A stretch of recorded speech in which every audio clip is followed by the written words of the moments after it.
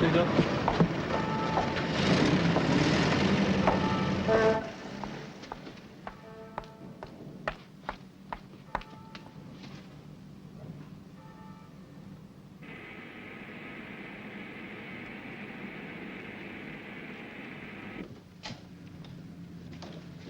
Good afternoon, Jackson. Is Mr. Churchill in the drawing room? Yes, indeed.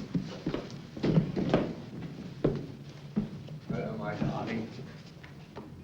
Did you find all that you wished? I'm exhausted. The shops are packed. Everybody rushing to buy black dresses. So long since we had a royal funeral. 26 years as king and emperor. It's extraordinary. You know, people are so sad. Your tribute in the news of the world is much admired. Everybody that I met commented upon it. He was much loved. What's that you're drinking? Water, and exceedingly nasty it is. That silly battery froth beer. You know, he really ought to be married. Who? Edward, my dear, our new king. He's far too involved with the fast set. And that Mrs. Simpson woman, he's just one divorced lady after another. Now that's just scurrilous chit-chat. I'm sure that he will choose an honorable woman in due course, now that he's king. He needs a queen, someone decent and respectable, otherwise people won't trust him. And now that he's 42, he's much too old. 41. Well, anyway, far too old to be playing around. At least he ought to be married first, and then, if he wants to play around discreetly afterwards, well, I suppose that's different. Do you like it? Just splendid, but how much? Don't ask. I paid for it myself. Any news of Randolph? I could have done with your support too, you know. Oh, my dear Randolph, you know that you always have my support. You say that now, but with a bit of help, I might have won. You could never have won. You were up against the government machine. Baldwin may be a man of the most mediocre intellect, but he does know how to win elections. Well, now he has two MacDonalds in his cabinet. He's not likely to ask that miserable pair to sit alongside your papa. That's all you want, to be back in the cabinet. Well, you can't blame me if you don't get that defense ministry. Anyway, I've heard that Sam Hoare's going to get that job. How's this defense business going? I really couldn't say. Seems to be the main topic these days, but I try to say as little as possible on the subject. Not my field, you know. No. Do you know if Stanley's decided who's got the job? No idea. As a matter of fact, I don't think he's altogether decided that we actually need a Minister of Defense. Really? Just now. Because of Winston? Hard to say. Winston's a terrible thorn in his flesh at the moment. Always bombarding poor Stanley with memoranda on the state of our defences. And he seems to be getting a certain amount of support, too. Not from within the cabinet, surely. It's lukewarm still, but it's there. Tom, we all know that Stanley hates to make up his mind about anything. Now, do you suppose that he is deliberately putting off this defense appointment in order to keep down the odds, as it were? What on earth do you mean? Well, his successor must come from within the cabinet. Now, he cannot take the risk that Winston will be in the running, so he... Oh, there's Neville. Oh, yes, of course, there is Neville. And you too, eh, Sam? Well, I'm not in the cabinet. But you'd like to be. Well, I think I could contribute to discussions on defense, yes. And be in the right place at the right time. I'll do what I can, Sam. Not everyone will find the defense paper acceptable, Prime Minister. Oh, my dear Swinton, we all know how you feel. As Minister for Air, it is your duty to argue for increases. It's all very proper. But unfortunately... Surely the international situation dictates a more positive... Well, the international situation, as you put it, is not our main concern. Well, it's certainly not mine. The people in this country did not vote for costly preparations for war. Now, there will be increases, but only what Neville thinks we can afford. It's all in here. 250 additional aircraft for you, Swinton. Thank you, Chancellor. I'm grateful for them. Germany has a capacity to produce new airplanes that is enormous. There can be no more interference with industry or with normal trade. It would be quite unthinkable in a democratic country like ours to organize for war in peacetime. You know, I wholeheartedly endorse your policy, Prime Minister, but will Parliament approve it, do you think? A parliament need not... must not know about it. The decisions laid out in the White Paper are quite sufficient for the House of Commons. Matters of policy belong inside the Cabinet. Are we going to have a Minister of Defense, Prime Minister? There's a growing demand for it in the House. Oh, I know there is. But it all depends on who the man is, if indeed we need anybody at all. I know who many people would want. Any such minister should be a disinterested sort of man. Someone who has no axe to grind, no desire to make a place for himself. In that case, why not Sir Samuel Hoare? The interests of this government are close to his heart. Sam's loyalty is beyond question, Tom. But I've no wish to be stampeded into the creation of a ministry which could be both expensive and provocative. We're already well prepared for any eventuality which might occur anywhere in Europe. Mr. Churchill! Mr. Churchill! What? Mrs. P, what on earth's going on? Mrs. P, I do not expect I know, sir. to be Please charged excuse me, in but a I knew you'd middle want of to the see night. this. Oh, did you, Mrs. P? Well, let us hope you're right.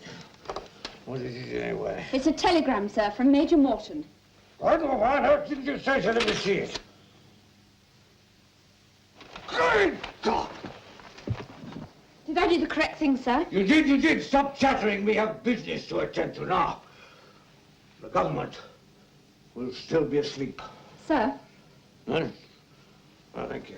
Telephone Professor Lindemann. Tell him to get here at once. I think If Professor the Lindemann rather prophet likes to is here, sleep late, sir. Sleep late, great heavens. If you can disturb the senior Privy Council of the realm at the crack of dawn, you can certainly disturb the secluded Oxford professor. Get on with it. Hello, could I have trunks, please? Hitler troops move into Rhineland. Hello, trunks? Oxford 324, please. Oh, God. It started. Good morning, Winston. What's up? Everything we feared is now coming true, Prof. The Nazi gangster has torn up all the pieces. Hitler has sent an occupying force of 35,000 highly trained stormtroopers across the border, and he has the nerve to say that the occupation is purely symbolic. What in hell's name is going on, Papa? I've been trying to get some sleep, but the noise in this house is quite appalling. Come here, Randolph. Have a look at this. The German army is now here. And here. And here. Good God. When did that happen? Just a few hours ago. You know what the government will be saying, don't you, Papa? They'll be saying that it belongs to Germany anyway, so why shouldn't they be there? They'd be damn fools if they did. The treaties of 1919 made it perfectly clear that there were to be no German military forces to the left bank of the Rhine. There was to be a buffer zone between the Rhine and France. This German army is a dagger pointed at the heart of France. Now, be careful, Papa. People already believe you to be obsessively pro-French and anti-German. I do not have obsessions, Randolph. But I do read history. And for 400 years, the British policy has been to oppose the strongest power in Europe by uniting all the lesser powers against him. Sometimes it's Spain, sometimes Germany, sometimes France. I should have felt exactly the same about Napoleon as I now feel about Hitler. But we do have a League of Nations, and now all the nations, large and small, must stand together by the side of France. Oh, if only I had a defense ministry that might in some measure warn Corporal Hitler that he may not trample over Europe at will. That's just it, though, isn't it, Papa? They don't want to frighten Hitler. They'd all like to think that he's on our side. You really are wicked, Nancy. But you're absolutely right, as usual. If Winston gets his way, we'll all look absolutely stupid. What's Hitler done, after all? Simply walked into his own backyard. It hardly makes him into Attila the Hun, does it? Don't say I like the fellow. I don't. But Oh, don't you? We had a simply superb time in Germany, didn't we, Charlie? Goering couldn't have done more for us, I must say. I've always understood Goering was something of a bore. Well, he is a little Teutonic, that's true. But so many of the Nazi leaders are really delightful. Magda Goebbels is a perfect charmer, isn't she? Perfect charmer. And the most wonderful hostess. The Lady Londonderry of Berlin, it seems. Oh, no. Nancy's much more of a hostess than I am. You know what you should do, Nancy, is come with us to the Olympic Games in Berlin this summer. Oh, no. I always found the spectacle of grown men running around in circles wearing their underwear to be faintly absurd. Oh, never mind about that side of it. Think of meeting Hitler. I have, and I don't want to. That's after that thing you said about him and Charlie Chaplin. Is it true that Chaplin is a Jew? You know what Nancy said, don't you, Harold? No, I'm afraid I don't. She told the German ambassador that the British public would never take him seriously if he insisted on wearing that ridiculous Charlie Chaplin moustache. Well, it's true, isn't it? Well, actually, one hardly notices the moustache. What matters are the eyes. He has the most extraordinary eyes that look as though he can see the whole of history spread out in front of him. I still feel the man's a fanatic, whatever their propaganda may say. Mr. Macmillan, even if he is, and I doubt that, most fanatics are sincere. Oh, he may make some trouble, but a soft word, a tiny recognition of Hitler's position by the European diplomats would make all the difference. His intentions of friendship toward Britain are very well known, but he's a very lonely man. He has no spiritual background to fall back on, except that he feels he's saved Germany, and frankly, we must agree that he has. What about his anti-Jewish policy? I really don't see why we should worry about the Jews in any case. Forgive me, but who likes them? I don't like them. And let's face it, most of us would go a long way to deal with a Gentile in preference to a Jew. Jewish ways are not our ways. There's no good pretending they are. It's not simply the Jewish problem, though, is it, Admiral? On its present form, the Nazi regime in Germany will loose off another war in Europe as soon as it feels strong enough. Their only fear is that they might be attacked before they are ready. I'm rather afraid, Harold, you've caught the same bug as Winston. I don't like all of Hitler's ideas myself, but what harm can he ever do us? Only thing that really worries me is the fear that the Prime Minister might be bamboozled into giving this newfangled Ministry of Defense to Winston. Because if he does, I shall be tempted not only to go to the Olympic Games, but just possibly to run in them myself.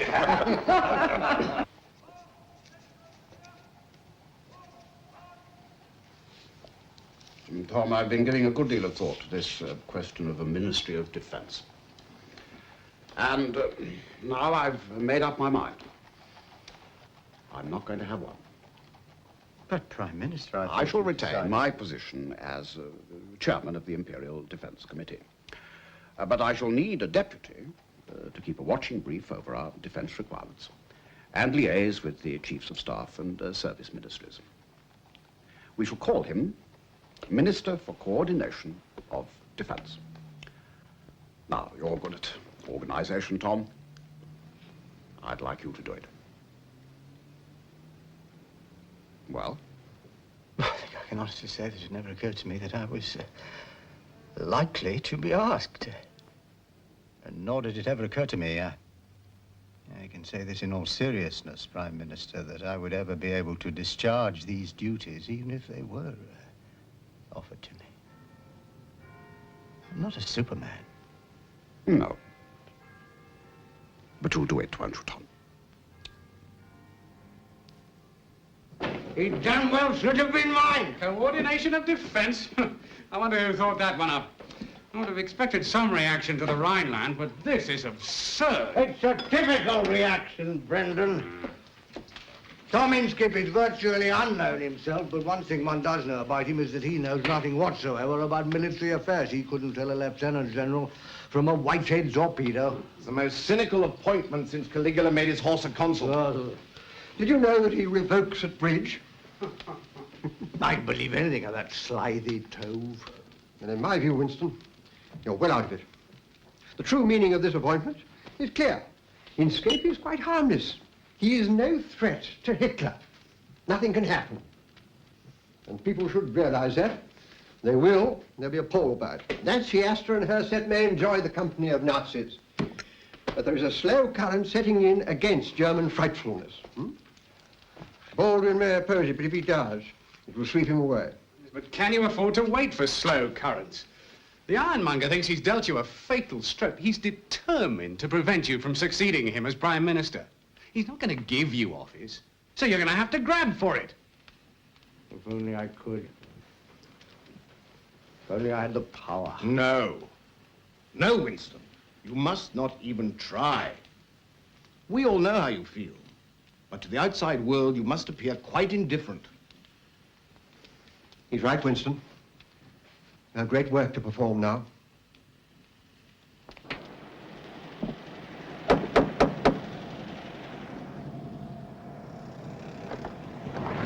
Winston, thank you for coming.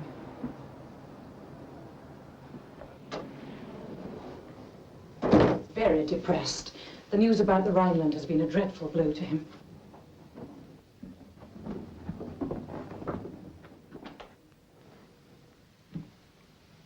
Rafe. Oh, please, do sit down, Winston.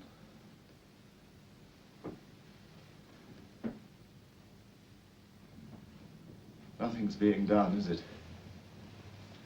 Treaties are broken, and the British government does nothing. They give a meaningless job to the wrong man, that is all. I know, Rafe. But we must... War is now inevitable. And it will be the most terrible war there has ever been.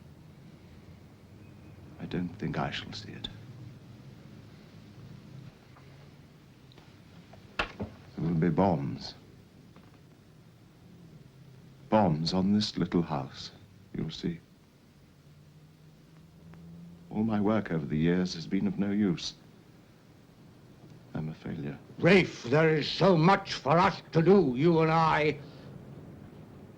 I've failed to make people realize what is at stake. I cannot make them understand. Rafe, you are the one who has inspired me. I still need your help. It's not as easy as some honourable members think to open new sources of supply. But I am happy to say that 52 new firms have been offered contracts for the supply of ammunition. Are those 50 or more firms able to start production at once? There are firms which are suitable in every way for the acceptance of contract. Do they have at this moment all the necessary jigs, tools and gauges? Well, I'm not going to say that in every case each of them has... I can only speak at the moment in general terms. Everywhere there is evidence of the swelling tide of production. Nowhere is this more true than with our Air Force, where great advance has been made. Machines are now in production for the regular, everyday use of the Air Force. Are they being delivered now? Some have been delivered. Others will be delivered in ever-increasing volume. I know my right honourable friend, the member for Epping, is fond of telling the government that it ought to have begun a programme of expansion 2 or 3 years ago. But think what the consequences would have been. An Air Force equipped with machines which today would be out of date. Order!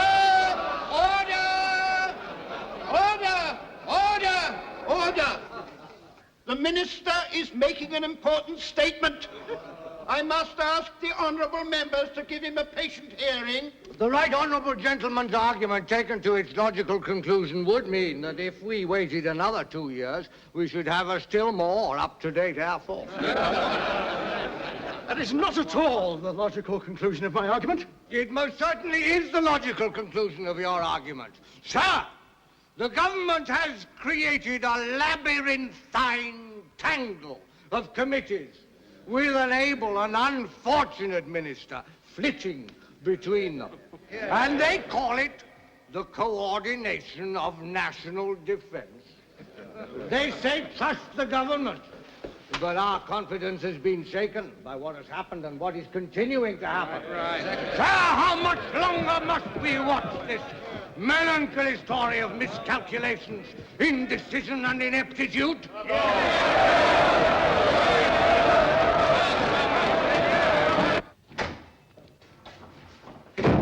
Hello, Sam, what's up? Winston, he's got Tom Inskip by the throat down on the floor and half our defense policy with him. Oh, my God. Can you deal with him when you speak, or do you need me down there? No, it'll be far too late by then. All hell is breaking loose. Winston is demanding a full-dress defense debate in secret session. He is going for a vote, Stanley.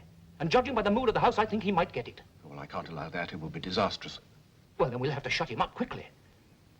I thought, if you said that you would meet a deputation at Downing Street, that way he and his gang will have to make their complaints to you in private.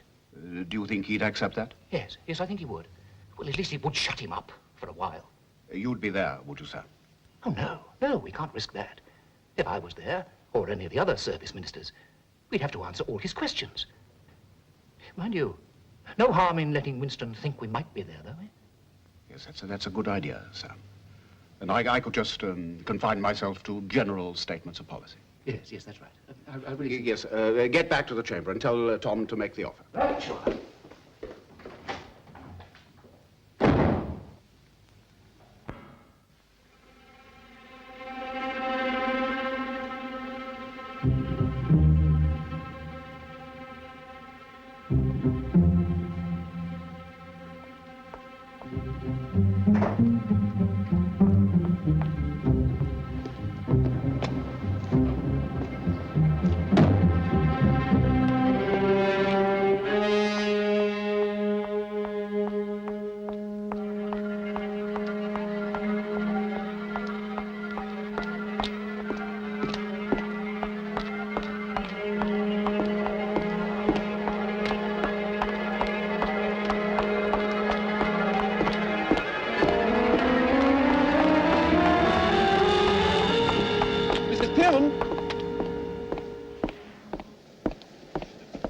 It is Mrs. Pearman, isn't it?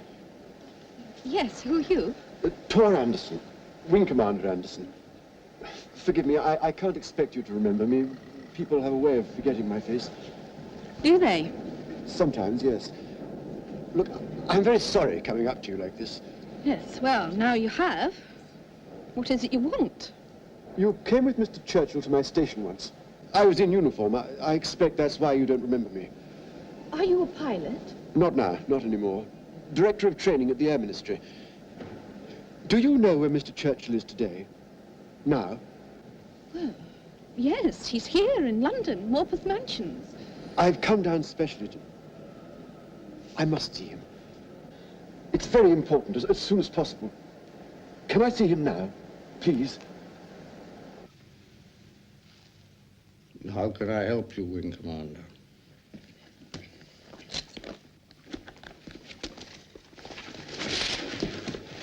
Frankly sorry, sir. Not a bit. Take your time.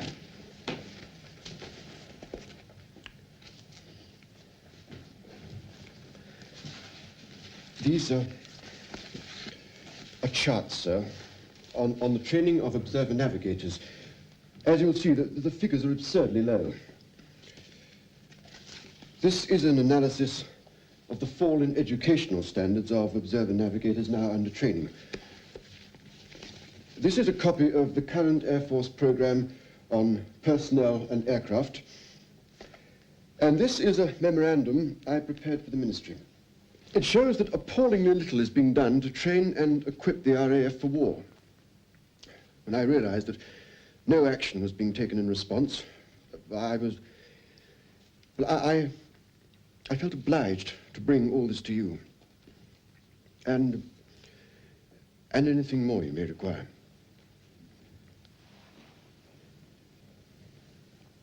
What do you want me to do with it?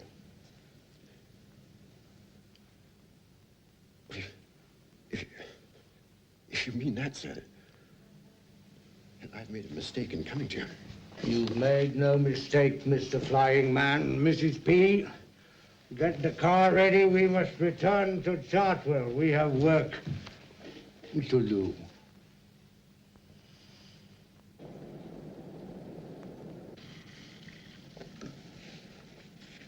Forgive me, Desmond. Pray continue. Thank you, Winston. Now then, where was I? Point 4, Sir Thomas Inskip in the 52 firms. Ah, yes. Well, Inskip is a long way from the mark here. Only 14 of the 52 firms have accepted contracts. Therefore, this is point 5, Mrs. Pierman, the government is quite unable to enter into production. Presumably this extends across the whole range of armaments. It's not just ammunition. Indeed, no. That's our next heading, point 6. Production of wartime material virtually non-existent. Machine guns, poison gas, gas masks, searchlights, trench mortars, grenades, tanks, lorries, and armored cars. I've got the full list here. Thank you, Major. And on point 7, the government say they have acquired 40 new aerodromes. Well, many of these have not yet actually been purchased from the farmers concerned, and many that have are still ploughed fields. All right. Now then, Wing Commander. Our first problem is pilot training. The intake of recruits isn't high enough. What is it? 50 a year at present. Mrs. P. Second, they're not being trained for night flying in wartime conditions, as the Germans are. Third, we're absurdly low on observer navigators. Point 4, personnel strength is at a dangerous level. One squadron I know of has only 30 airmen instead of 140. Don't bother with that point now, Mrs. P. We'll keep that for the detail. Oh, of course, I'm sorry. Well, finally, there's the aircraft themselves. Devastating lack of spare parts, in particular spare engines. An airframe without an engine is quite useless and shouldn't be put on the list. But we can be sure it will. Oh, yes, they do that already. Yes, of course. Very well, what else have we got? Domestic defenses, protection of ports, food supply, underground fuel storage. I've got empty granaries, population starving within 6 weeks. Is that the same, or do you want another heading? No, it's the same thing. Then there's the whole scientific side. The failure to give priority to aerial mine experiments, the development of radar. Radar? Yes, Desmond, the inventor came to see me. Under conditions of great secrecy, the poor man is nearly desperate. That's another point for the Air Minister in the morning. Good morning, Orson. Good morning. Good morning, Winston. Gentlemen, do come in. Good morning. Good morning. Good morning. Good morning. Do sit down. Good morning. Do sit down. I see we're waiting for the service minister, Prime Minister. Well, no, Winston, they won't be joining us. I thought it best that the minister and myself should listen to your concerns and pass them on to the relevant departments for comment. Wow. Seemed the best way of doing things. But, Prime Minister, this is... Do sit down, gentlemen. Now, who will begin?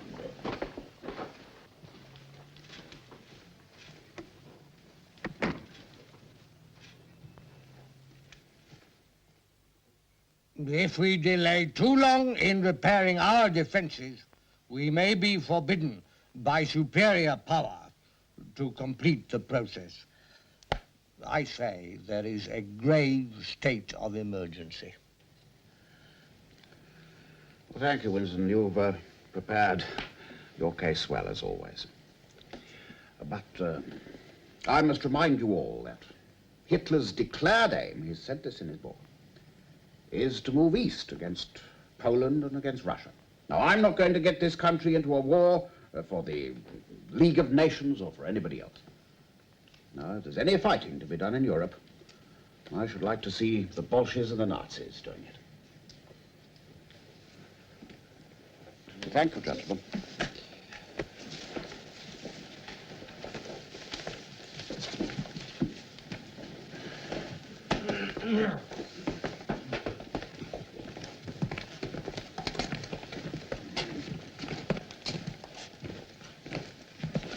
I must congratulate you, Winston. Your statement was really quite excellent. Thank you, Austin. He still managed to wriggle away, though, didn't he? We may not have landed him yet, but he's well and truly on the hook. Goodbye. Goodbye. Goodbye. Goodbye. Goodbye. Thank you. Oh, by the way, I was sorry to read the news about your daughter, Sarah. Oh, thank you. Eloping to America with that comedian must be very distressing for you and Mrs. Churchill. Yeah. You haven't finished, my dear. No. Yeah. No more.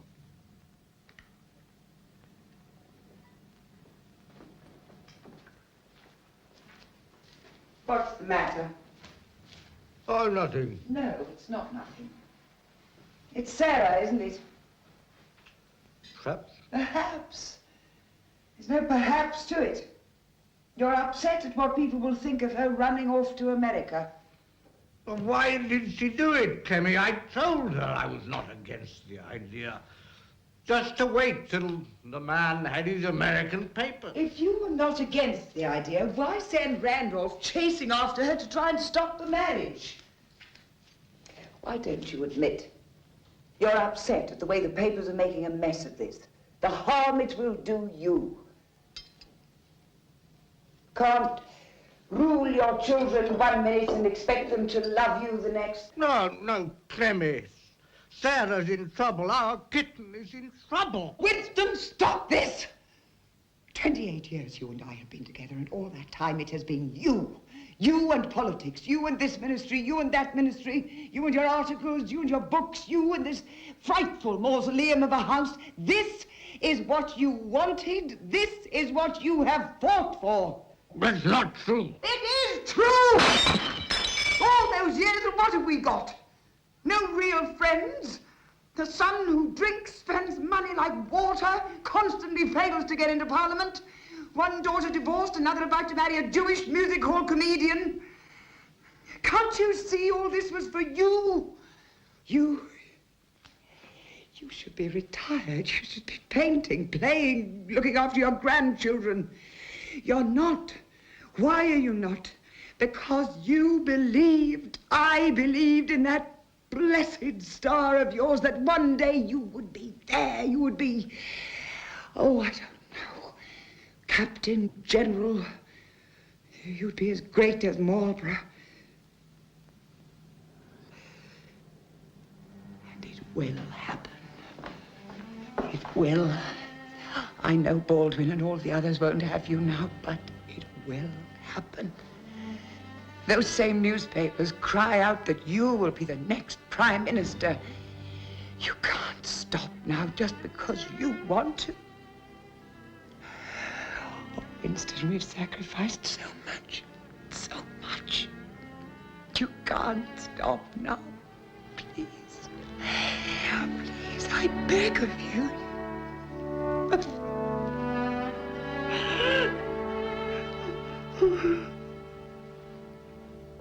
I would remind the House that a democracy always lags 2 years behind a dictatorship.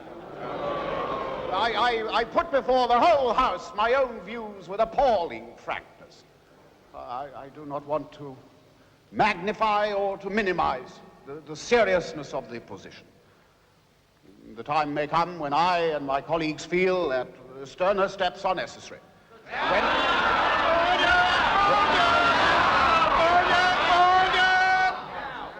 When that time comes, I shall not hesitate to come down to this House and ask for all the powers I need. I want to give an assurance to the House that I am reasonably satisfied with the progress that is being made.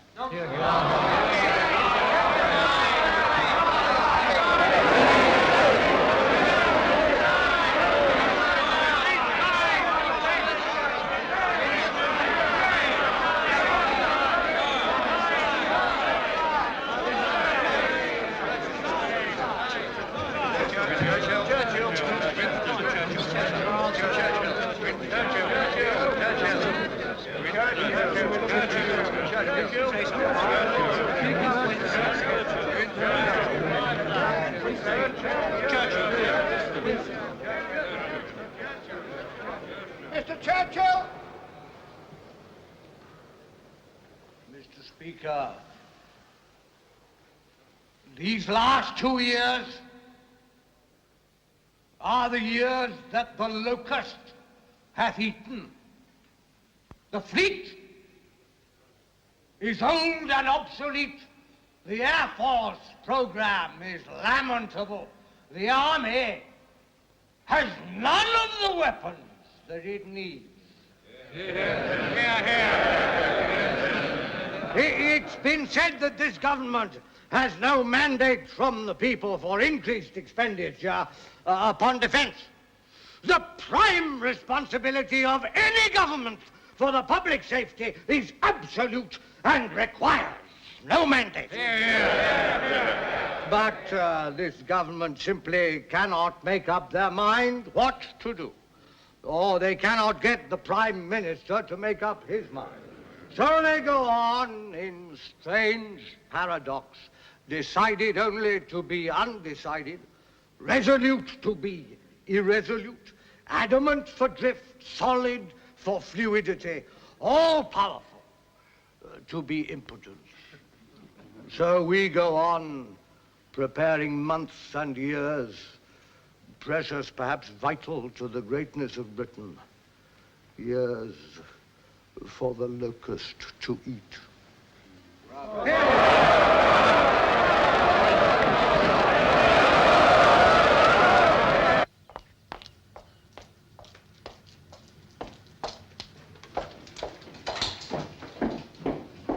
Thank you, Inches. That's a lot.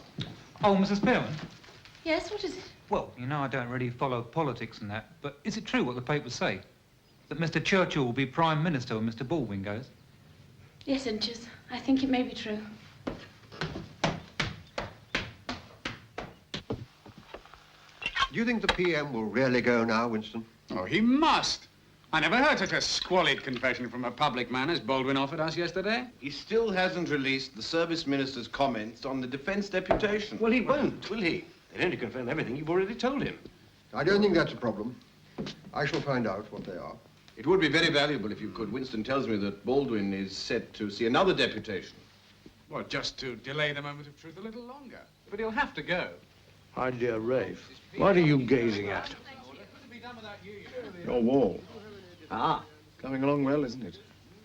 The prof says, well, his slide rule says that I can't possibly finish it before 1939. I begin to think he may be right. I hope you have time. Well, I still managed 2 hours a week, sometimes more. This government will never accept reality until it's too late. Oh, Winston. I do so fear the coming of war. My dear Rafe, you have done so very much.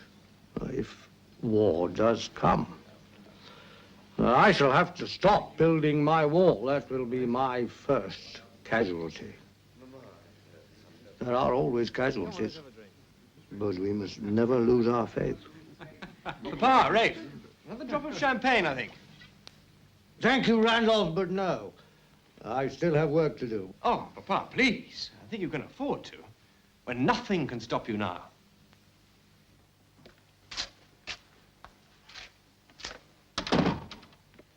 Good evening, Prime Minister. Hello, son. I don't disturb you, I trust? No. I wasn't doing a thing. I was just resting. These last few weeks have left me feeling very tired and old. Makes me wonder whether it's all worth it, the way things have gone. All a passing phase, Stanley, I'm sure.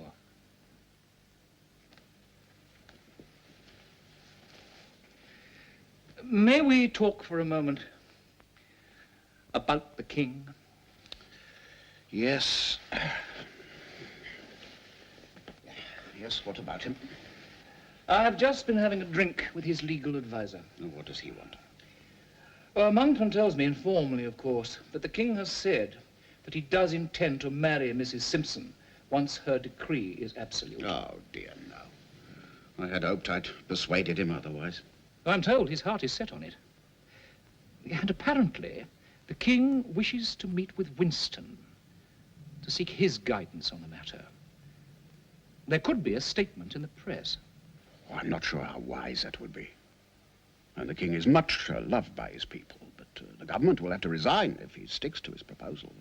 And if Winston takes the king's side, he'll have lost what little judgment he has left. Well, I see no real harm in the king talking to Winston. Can you? If I say nothing to help him, I will have betrayed him. You're wrong. I don't like Mr. Baldwin, and I don't trust him, but on this occasion, he is right and you are wrong. I'm sorry you think that. Winston, can't you see that people are saying that you're making political capital out of this frightful business? That silly man will abdicate and marry Mrs. Simpson. You cannot stop him, so why ruin your own career? He cannot fight for himself. So I must be his champion and insist that he be given time. Time to abandon the idea of making her his queen. But he won't abandon it. Oh, Winston, don't you see how dangerous this is for you? Look at this nonsense, would you? The king, the noblest of our long line of sovereigns, must be given time. Winston Churchill's a public nuisance, if you ask me. The man thinks he owns Parliament, and now he's using the press as some sort of personal broadcasting service. Well, possibly he views the whole affair as yet another opportunity to unseat Baldwin, but I can't see it working.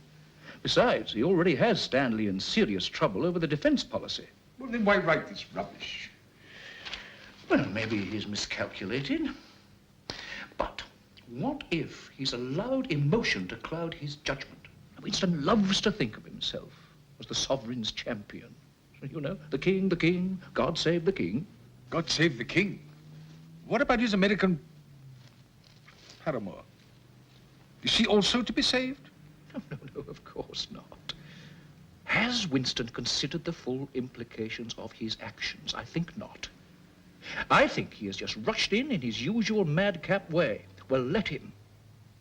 No, let him, I say. The House is agreed on this matter, and they will not listen to Winston and his God save the king nonsense. Let him make a fool of himself, Neville. It'll be his own funeral. Let him. I shall be only too glad at a suitable moment to give the House the whole of the information which I'm able to give. But I do think the whole House will agree with me that at this moment, with a situation which is so grave and anxious, and while the King is considering this matter as not... Winston, I'm afraid, but I've prepared my response. Winston, wait, don't do anything rash. Baldwin seems to be agreeing with you. He's talking about giving the king more time. Baldwin wants the king out. I must fight for him. It's his only chance. No, Winston, to give. There would have to be improvise. Here you go from here. Careful, you'll lose everything. Mr. Churchill! Mr. Speaker, may I ask my right honourable friend that no irrevocable step be taken.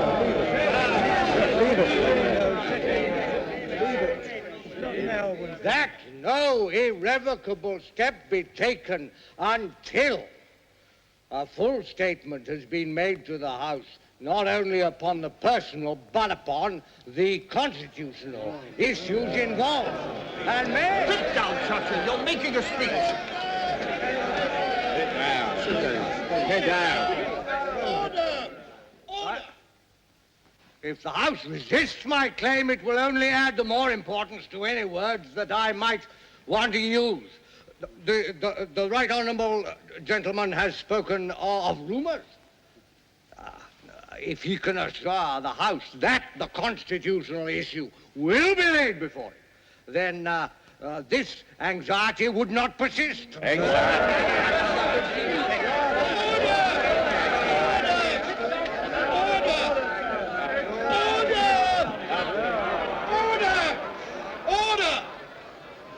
I must rule the right honourable gentleman out of order. You are making a speech. You may not make a speech at question time. So I must continue to ask for an assurance that no irrevocable decision be taken until a statement has been made to Parliament of the constitutional issues involved.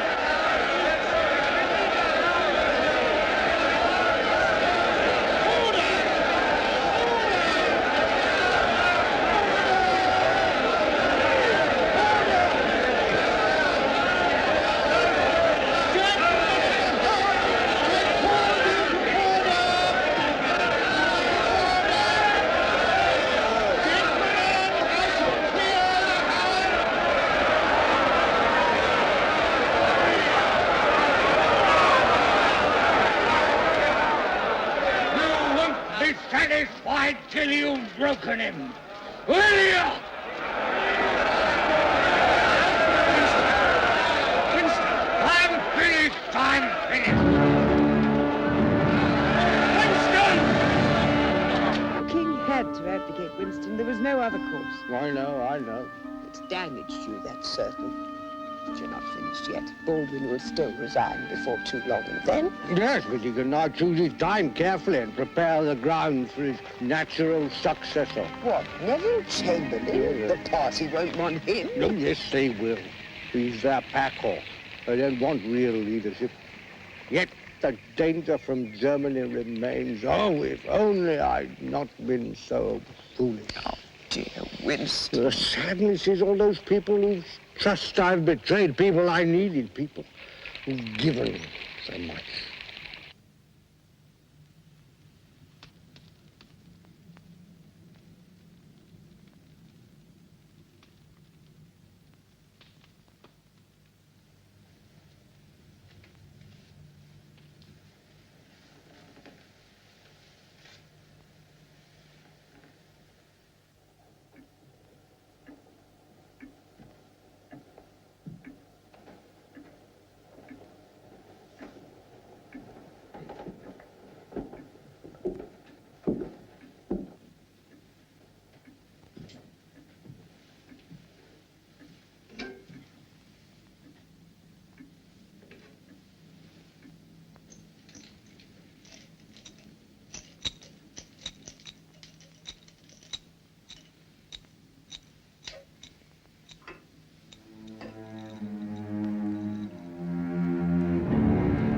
To the King eternal, immortal, invisible, the only wise God, be honor and glory forever and ever. Amen.